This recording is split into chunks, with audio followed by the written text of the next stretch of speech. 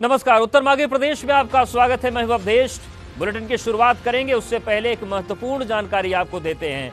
आपका अपना channel ABP Ganga कल सुबह 7 बजे से एक बड़े बदलाव के साथ हाजिर होने वाला है। दरअसल वक्त बदल रहा है तो वक्त के साथ हम भी बदल रहे हैं। बस आप देखते रहिए एबीपी गंगा। उत्तर माघी प्रदेश में एक बार फिर से बात होगी किसानों के आंदोलन की, जो पिछले 20 दिनों से लगातार जारी है, लेकिन अब तक कोई रास्ता नहीं निकला। आज एक बार फिर से किसानों की नई रणनीति बन रही है। बुराड़ी के पास सिंघू बॉर्डर पर हजारों किसान डटे हैं और वहीं से कुछ बड़ी खबर आ सकती है। इधर सरकार लगातार किसानों से आंदोलन खत्म करने की अपील कर रही है। साथ ही किसानों को कृषि कानून के मायने समझाने के लिए यूपी में भाजपा सरकार अलग अलग सम्मेलन कर रही है। सरकार का यह अभियान अगले 4 दिनों तक चलेगा, जिसमें अलग अलग जिलों में जाकर पार्टी लोगों को कृषि कानून के मायने समझाएगी। लेकिन इस बवाल के बीच सवाल यही है कि आखिर सरकार का यह अभियान कामयाब कितना होगा, क्योंकि किसान कृषि कानून वापस लेने से कुछ कम पर तैयार नहीं। और यही उत्तर मांग रहा है प्रदेश कि आंदोलन खत्म होगा या फिर टकराव जारी रहेगा।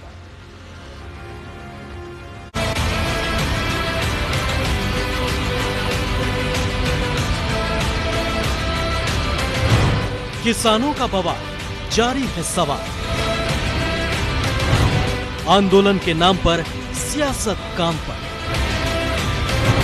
बैठक से बनेगी बात, सरकार का मिलेगा साथ। लोगों को जब कन्विंस नहीं होता तो कंफ्यूज करने की कोशिश होती है, और इसी के कारण ये सब बातें जो हो रही है।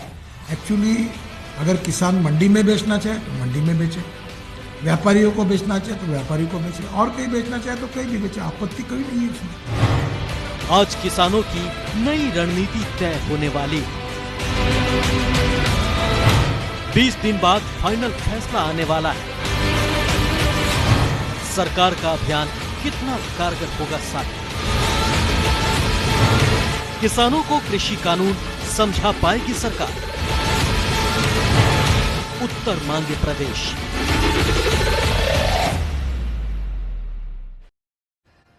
तो सवाल यही है कि क्या किसान मानेंगे या फिर ये मान लिया जाए कि ये आंदोलन बेमियादी हो गया है और रास्ता कुछ भी निकलना नहीं। मेहमानों का रुख करते हैं। हमारे साथ बीजेपी प्रवक्ता मनीष शुक्ला जी जुड़ रहे हैं, प्रवक्ता सपा मनोज काका जी भी जुड़ गए हैं, अविनाश तिवारी हमारे साथ दिल्ली से जुड़ रहे हैं और थोड़ी देर के बाद शक्ति सिंह भी गाजियाबाद से जुड़ेंगे। आप सभी का स्वागत है। मनीष जी, सबसे पहले आपके पास ही आ रहे हैं। 3 कानून लेकर आप लोग आए और इसमें यह दावा किया गया कि किसान की आय दोगुनी की जाएगी और तमाम प्रावधान किए गए। आप लोगों ने यह भी कहा कि अच्छा कानून था, लेकिन विपक्ष ने भ्रम फैला दिया। लेकिन सवाल यह है कि वो भ्रम दूर कैसे होगा? कोई तो आगे आए, क्योंकि किसान अपनी जगह अडिग है, सरकार अपनी जगह अडिग है। ऐसे में तो बेमियादी होता जा रहा है आंदोलन। आदरणीय प्रधानमंत्री नरेंद्र मोदी जी के नेतृत्व वाली केंद्र की भारतीय जनता पार्टी सरकार और उत्तर प्रदेश की योगी आदित्यनाथ की सरकार किसानों के प्रति संवेदनशील है। हमने ये वादा किया था कि 2022 तक किसानों की आय दुगनी करेंगे। इसके लिए पिछले 6 साल से लगातार सरकार कदम उठा रही है और नया कृषि सुधार कानून भी उसी लक्ष्य को प्राप्त करने के लिए उठाया गया एक कदम है। और देखिए, किसानों से लगातार कई दौर की वार्ता हो रही है और निश्चित रूप से जो जायज मांगे थी, उनको जो एमएसपी का डर था, पहले आपको खुद याद होगा उदय जी कि वो लोग कह रहे थे कि एमएसपी समाप्त हो जाएगी। सरकार इसके लिए तैयार हो गई कि एमएसपी हम लिखित देंगे कि एमएसपी समाप्त नहीं होगी। उनका कॉन्ट्रैक्ट फार्मिंग को लेके जो शंका थी उसका समाधान किया गया, लेकिन गतिरोध बना हुआ। उसमें तमाम राजनीतिक दलों का भी इंटरफेरेंस हुआ। मैं अगर उत्तर प्रदेश में हूं तो समाजवादी पार्टी की बात जरूर करूंगा। इनके मुलायम सिंह यादव जी इस कृषि सुधार कानूनों के जो स्टैंडिंग कमेटी थी उसके मेंबर थे। उसमें उन्होंने साफ साफ लिखा है कि ये कानून ठीक है।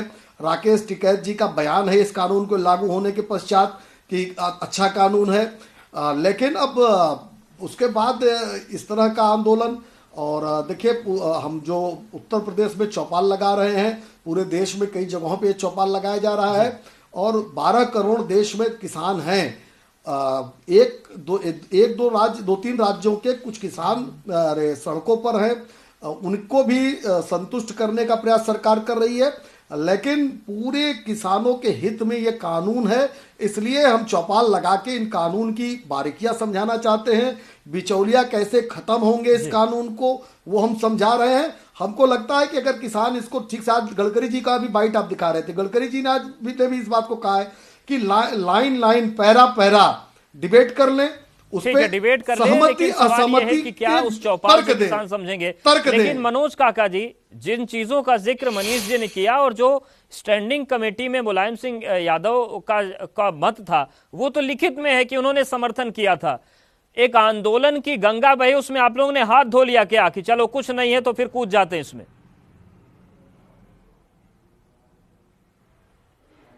देखिए, मनीष जी से बस यही कहूंगा कि रामधारी सिंह दिनकर की एक लाइन है कि पेट जो भरता लोगों का मिट्टी से फसल उगाता है, उस किसान की खातिर तो ये धरा ही उसकी माता है। जो धरती किसान के लिए जीवन ही नहीं होती है, उसकी जीविका और जीवन दोनों होती है, उस किसान की जमीन को भी बिना किसान से पूछे, बिना देश भर के किसानों से सलाह मशवरा किए इन्होंने कानून ला दिया।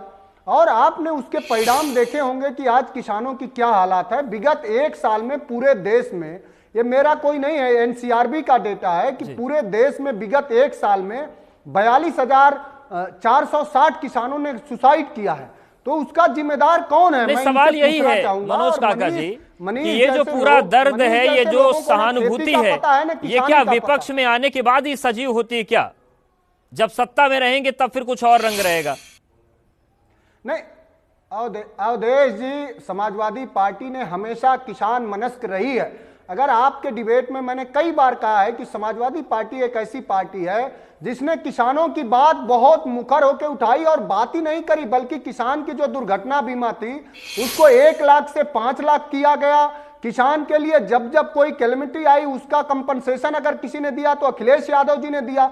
आपके संज्ञान हेतु बताना चाहूंगा कि जो गांव में ट्यूबवेल लगता सवाल है, यही है मनोज काका जी, सबसे हर ज्यादा चीज का श्रेय आप ले रहे हैं कि आप इंश्योरेंस का आप श्रेय ले लेंगे, आप किसानों का श्रेय ले लेंगे, आप उनकी सिंचाई का श्रेय ले लेंगे, फिर आप मुलायम सिंह यादव ने जो स्टैंडिंग कमेटी में समर्थन किया था उसका श्रेय क्यों नहीं लेते? नहीं, आपका पता नहीं कहां से क्या अध्ययन है अवधेश जी, लेकिन जहां तक मेरा नहीं, हमारा पूरा अध्ययन है। जो पार्टी का, खैर, आप मेरे अध्ययन पर सवाल उठा सकते हैं कि मनीष शुक्ला जी कुछ कहना चाह रहे हैं। नहीं सर, इतने दिन हो गए, कम से कम अध्ययन तो किया है हमने। आपके पास कोई लिखित प्रूफ है क्या अवधेश जी? कोई प्रूफ है क्या जो आप दिखा सकते हैं? क्या कोई प्रूफ है आपके पास? बिल्कुल, हम दिखा देंगे मनीष जी। देखिए, मैं 2 बातें कहना चाहता हूं अवधेश जी, मैं 2 बातें कहना चाहता हूं। बुनियादी सवाल है, उस पर बात क्यों नहीं करना चाहते? अवधेश जी, मैं मनोज जी 1 मिनट, मनोज जी मेरा विषय आ जाने दीजिए प्लीज।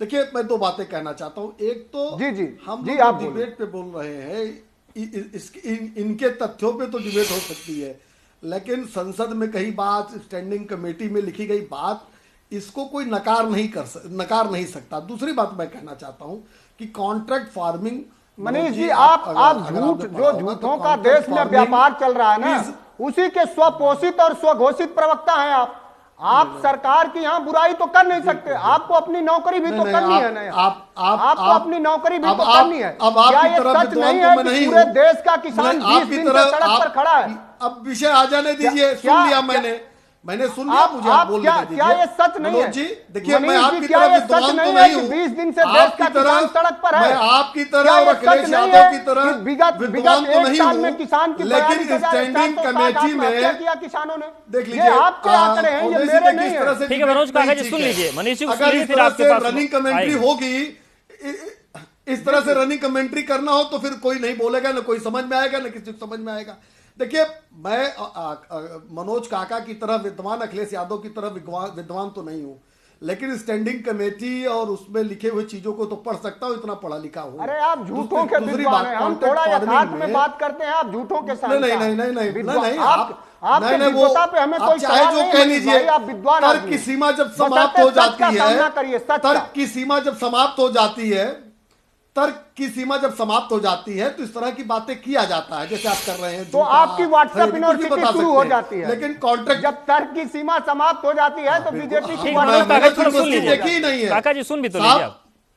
मनोज जी, मैंने तो न यूनिवर्सिटी देखी है, न कॉलेज देखा है, न स्कूल देखा है, केवल अखिलेश यादव और मनोज काका जी ने देखा है। अरे और साहब, जो लोग इस पर हमको मुझे जानते होंगे सवाल वो है। जानते होंगे कि मुझे कुछ आता है कि नहीं आता। दूसरी बात, देखिए विषय पे आने दीजिए प्लीज। क्यों आप टाइम बर्बाद कर रहे हैं? किसानों जैसे संवेदनशील इशू पे डिबेट हो रही है, आप मेरी विद्वता को परख रहे हैं। कॉन्ट्रैक्ट फार्मिंग में केवल फसल की कॉन्ट्रैक्ट की बात की गई है, और पिछले 6 सालों में लगातार आप प्रधानमंत्री फसल बीमा योजना जानते होंगे मनोज काका जी, 50% को 100% माना जाता था। हमारी सरकार ही कहीं नहीं, आप 35% बहुत सही नुकसान होगा विषय तो पर हम ले उसको आए 100% मनीष मान जी। लेंगे। प्रधानमंत्री फसल बीमा हमने योजना में यूरिया, जितना किसानों ने भाई प्रीमियम लिया मनोज जी, उससे कम देखिए उनका जिस लाभ तरह से मिला। आप बीच में आपको कूद ये रहे तो हैं, पता होगा, आपने उससे ठीक कहीं ना बात कहीं किया। जो आप अति विद्वान है प्रधानमंत्री फसल बीमा योजना खुल का रहा जो है। आंकड़न है, लोग समझ उसमें जाएंगे कि आपकी विद्वता किसानों कितनी से है। जो प्रीमियम लिया गया वो 80%, मनोज जी, और जो अवधेश जी, किसानों को देखिए इस लाभ तरह मिला की ठीक है। डिबेट तो संभव नहीं है। मनोज काका जी, कि मनीष जी आते हैं। फसल बीमा अविनाश, योजना जो में आज सिर्फ इंश्योरेंस बैठक हो रही है की किसान कंपनियां संगठनों के बीच में, किसान लाभान्वित नहीं रहा। किसान मैं के स्वयं बीच एक क्या किसान चर्चा है? क्या आज कोई फैसला हो सकता है कि सरकार से दोबारा किसान बात करेंगे या नहीं बात करेंगे, या फिर कोई आंदोलन की रणनीति सामने आने वाली है? अविनाश जी बिल्कुल अवधेश, अगर मैं बात करूं तो मैं किसान नेताओं से बात करूंगा, लेकिन उसके पहले एक अपडेट आपको दे दूं। बीजेपी के राष्ट्रीय किसान मोर्चा के अध्यक्ष राजकुमार चाहर, उनके नेतृत्व में पश्चिम उत्तर प्रदेश से कई सारे किसान केंद्रीय कृषि मंत्री नरेंद्र सिंह तोमर से मिलने पहुंच गए हैं, जहां पे वो अपनी शंकाओं का समाधान भी तलाशेंगे और इस बिल को समर्थन भी देंगे। और अब यहाँ पे जो किसान नेता है उनसे हम बातचीत करते हैं। इतने दिन हो गए हैं आप लोगों को यहाँ पे प्रदर्शन करते हुए, आप प्रदेश अध्यक्ष उत्तर प्रदेश के भारतीय किसान यूनियन के, आगे का क्या रास्ता है? सब कुछ करके आप लोगों ने देख लिया, सरकार अब उनसे बातचीत कर रही है जो सरकार को समर्थन दे रहे हैं। अभी सब कुछ तो हमने किया नहीं, हम तो केवल घर से चले, सरकार को खोजते खोजते वो दिल्ली के दरवाजे पे आ लिए। अभी हमने कुछ किया नहीं, अभी सरकार ने किया। सरकार ने लाठी चलाई, आंसू गैस चलाया और पानी की बौछार डाली, गड्ढे खोदे। आपने भी टोल फ्री किया, तो टोल फ्री किया, नेताओं का घेराव किया, इसके अलावा भारत बंद का आह्वान किया, अब क्या रास्ता है? नहीं, अभी ये तो बाहर चलता रहा ना, अभी दिल्ली में कहाँ कुछ किया। इन्होंने तो हमें दिल्ली आने से रोकने में किया। भाई अब सरकार के बाद 2 विकल्प रह गए कि हमारी बातों को मान ले या हमारे पर गोली चला दे, और तो इन्होंने सब कुछ चला लिया, आंसू गैस लाठी पानी सब हो गया। हम लोगों ने कुछ नहीं किया, ना हम करना चाहते हैं। हमारा एकमात्र उद्देश्य है, हम बिल्कुल शांतिपूर्वक अपने यहाँ आराम से धरने पे बैठेंगे, यहाँ हैं या जहाँ भी हमारे बॉर्डर्स हैं, शांतिपूर्वक बैठेंगे। हम बिल्कुल अहिंसक होकर बैठेंगे, हम किसी को परेशान नहीं करना चाहते, हम सरकार को भी परेशान नहीं करना चाहते। सरकार को हमारी बात को सुनना चाहिए। आप लोग शांतिपूर्ण तरीके से यहाँ बैठे हैं, कल सुप्रीम कोर्ट में भी सुनवाई होगी कि आप लोगों को यहाँ बैठने दिया जाए या ना बैठने दिया जाए। अब देखिए, अगर इस देश को कोर्ट ही चलाएगा, मैं सुप्रीम कोर्ट का पूरा सम्मान करता हूँ, सुप्रीम कोर्ट जो भी फैसला देगा उस पर भी विचार करेंगे। ठीक है, विचार करेंगे। शक्ति, अगर हम गाजियाबाद की बात करें तो यूपी गेट पर क्या स्थिति है? किसान क्या कह रहे हैं? क्योंकि आज जो किसान संगठनों की आपस में बैठक होने वाली है, उससे कुछ परिणाम निकल सकता है, ये उम्मीद की जा रही है। कुछ निकलेगा क्या?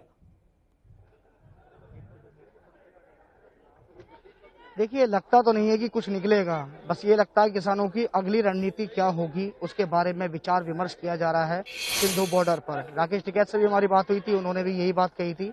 और इसमें यह भी कहा जा रहा है जो राष्ट्रीय अध्यक्ष हैं नरेश टिकैत, वो भी यहाँ पहुंचेंगे, परसों यहाँ पहुंचेंगे, 17 तारीख में यहाँ पहुंचेंगे। उसके बाद जो यहाँ भीड़ है वह और काफी बढ़ जाएगी।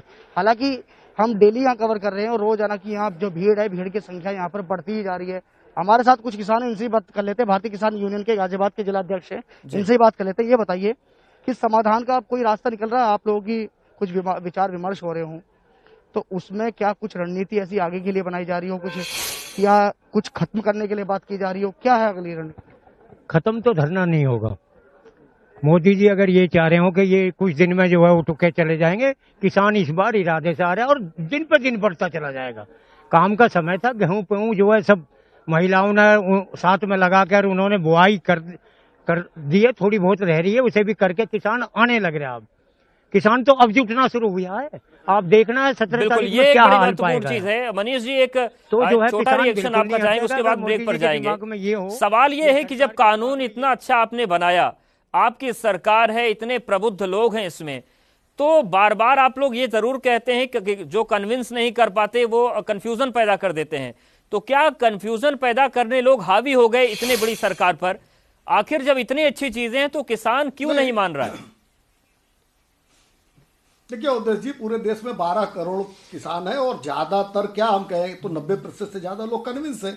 यानी सरकार इस मामले में सफल है कि ज्यादातर किसान ज्यादातर प्रदेशों में लोग कन्विंस हैं और अपने अपने खेतों में अपने अपने घरों में काम कर रहे हैं। जैसपुर की बात है, कुछ लोग अगर कन्विंस नहीं है तो हम उनको कन्विंस करने का प्रयास इसलिए कर रहे हैं कि सरकार का दायित्व है कि प्रत्येक व्यक्ति कन्विंस हो। हाँ, ये बात जरूर है, मैं फिर आपके भी चैनल पे कहूंगा कि कुछ अराजक तत्व भी, नारों को आपने भी सुना होगा, किस तरह के पोस्टर लहराए गए शर्जील इमाम और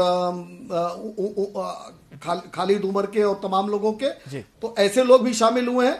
और कुछ समाजवादी पार्टी के लोग, बसपा विपक्ष के लोग, कांग्रेस के लोग, जिनको जनता ने बार बार नकार दिया, पंचायत से लेकर पार्लियामेंट तक खारिज कर दिया, जिनके पास अपना आंदोलन खड़ा करने की शक्ति नहीं है, वो किसानों के पीछे खड़ा होकर चिल्ला रहे हैं कि हाँ इस भीड़ को हम अपनी बता सके।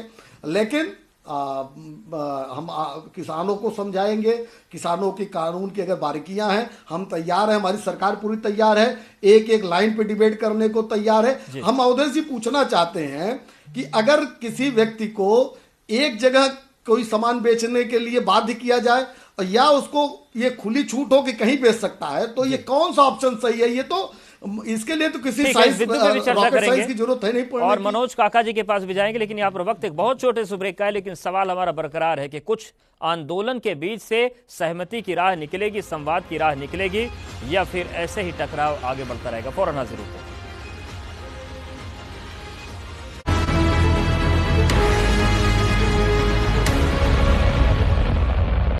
तो सवाल यही है कि जो किसान आंदोलन पर हैं, आखिर क्या कोई रास्ता निकलेगा? मनोज काका जी, अब सवाल यह है कि क्या विपक्ष की भूमिका केवल यहां तक सीमित हो जाती है? आपकी विरोध का झंडा लेकर उतर जाइए।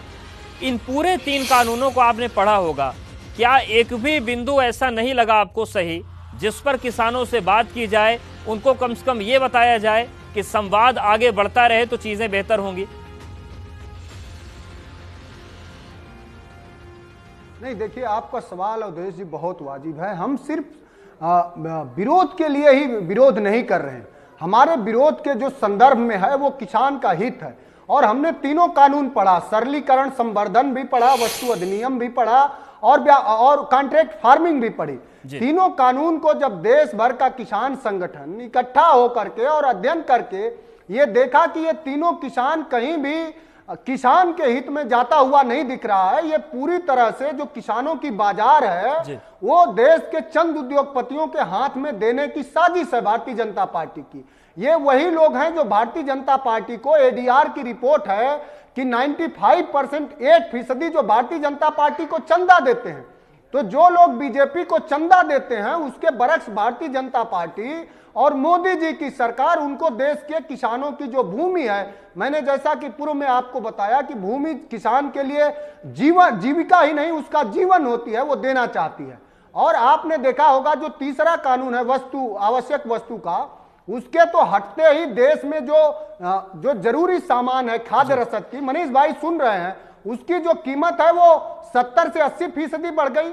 आप बताइए, जब किसान के घर में आलू पैदा हो तो 5 रुपया केजी, और जब बड़े उद्योगपतियों के घर में चली जाए तो 80 रुपया केजी। बिल्कुल, ये सवाल मनीष जी है, ये भी एक किसान सवाल पूछ रहा है कि पहले आवश्यकता से ज्यादा अगर भंडारण होता था तो अपराध था, वो छापे पड़ते थे, लेकिन अब वो कानून बन गया कि आप जितना चाहें उतना भंडारण कर लें। इससे भी किसान डरा हुआ है। देखिए अवधेश जी, सबसे महत्वपूर्ण बात यह है कि मनोज काका जी और अखिलेश यादव जी ये बात मुलायम सिंह यादव जी को क्यों नहीं समझा पा रहे हैं?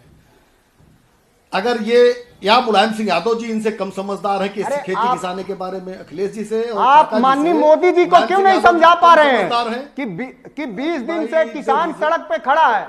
ठीक है मनोज काका जी, थोड़ा सुन लीजिए। काका जी आएंगे आपके पास, मनीष जी को बात तो पूरी कर ले दीजिए। ये बात ठीक नहीं है। काका जी थोड़ा बात पूरी कर लीजिए, आप बोले नहीं दे रहे हैं।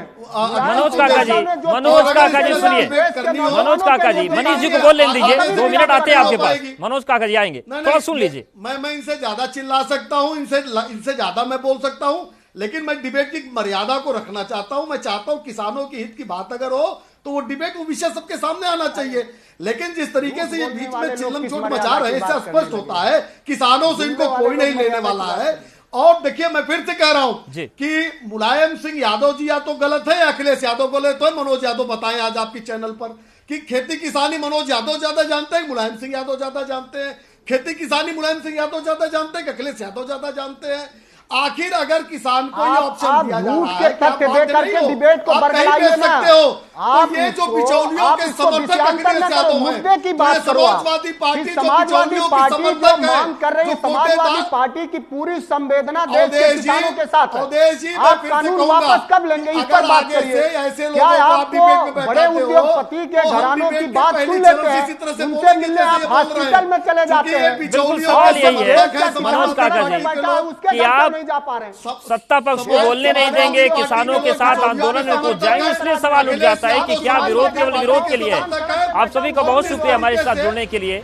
वक्त हो गया है बुलेटिन में आपसे विदा लेने का, लेकिन उससे पहले आपके लिए एक बेहद जरूरी सूचना कि बदलते वक्त के साथ हम भी बदल रहे हैं। कल से आपका पसंदीदा चैनल एबीपी गंगा एक नए अंदाज और एक नए कलेवर के साथ हाजिर हो रहा है, जिसमें दिखेगा एक बड़ा बदलाव। तो देखते रहिए एबीपी गंगा।